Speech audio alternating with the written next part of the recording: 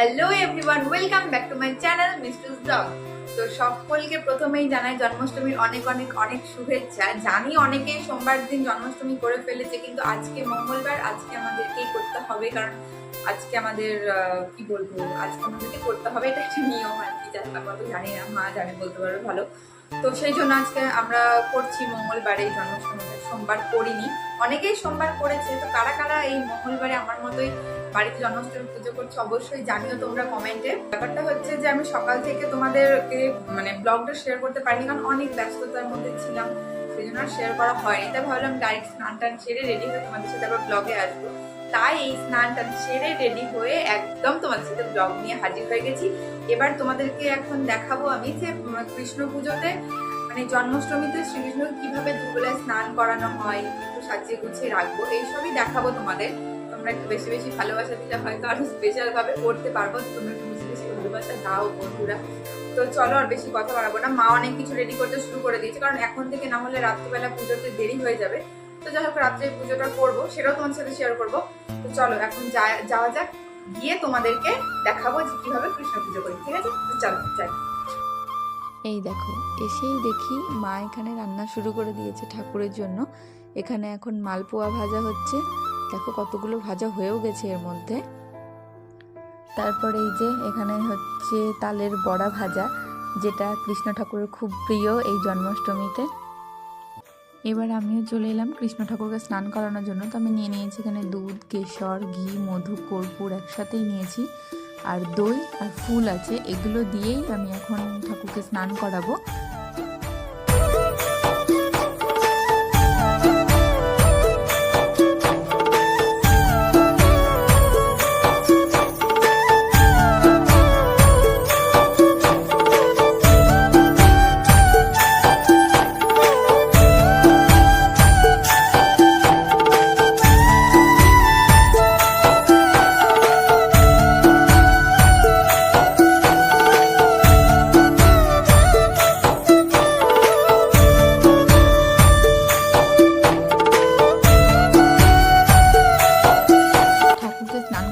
Complete হয়ে গেছে।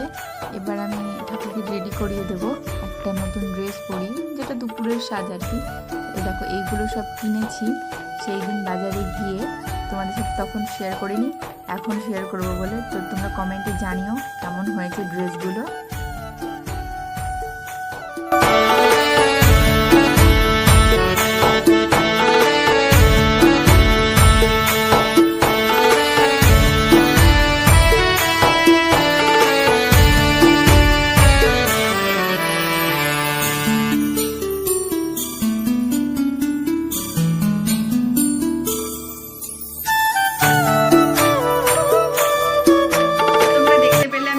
কৃষ্ণকে স্নান করালাম। হ্যাঁ, আমি এভাবেই স্নান করাই, এই সমস্ত জিনিস দিয়ে।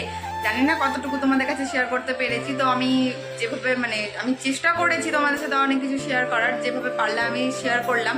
তো দেখা যাক, এখন রাত্রিবেলায় আরও অনেক কিছু শেয়ার করার আছে তোমাদের সাথে, সেগুলো অবশ্যই আমি ভিডিওর মাধ্যমে তোমাদেরকে দেখাবো, তোমরা দেখতে থাকো।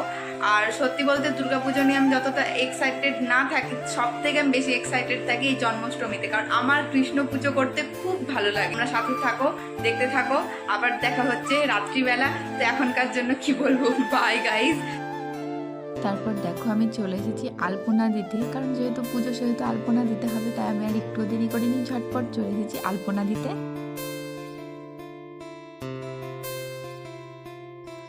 গাইজ দেখতেই পাচ্ছ আমি একদম রেডি হয়ে চলে এসেছি। তো এখানে অনেক সন্ধ্যা হয়েও গেছে।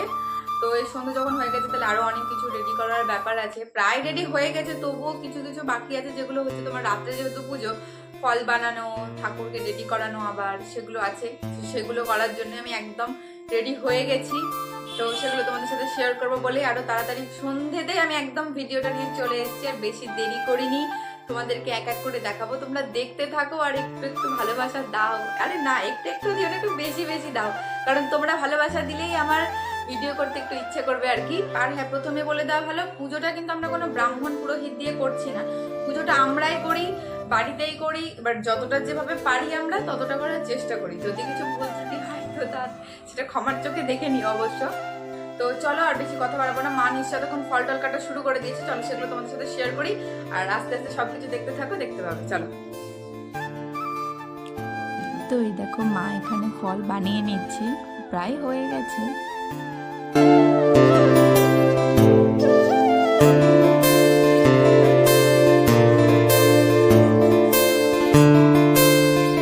আর এই দেখো এবার আমি চলে এসেছি ঠাকুরকে রেডি করানোর জন্য সন্ধ্যেতে, কারণ যেহেতু পুজো হবে রাত্রে সেই জন্য তো রেডি করতে হবে।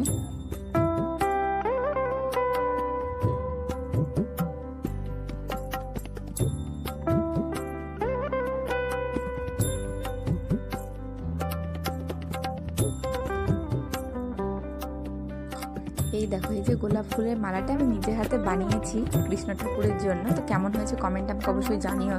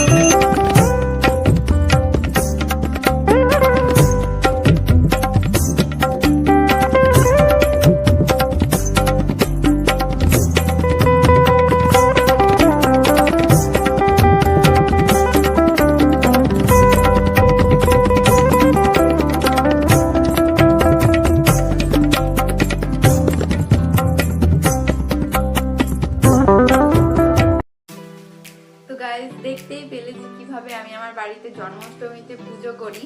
মাও করে, আজকে আমি পুজো করেছি, আমিও করি মাঝে সাঝে, তার জন্য না। তো তোমরা দেখলে আর ভিডিওটা কেমন লাগলো অবশ্যই বলো, তোমরা কিভাবে পুজো করো সেটাও জানিও আমাকে।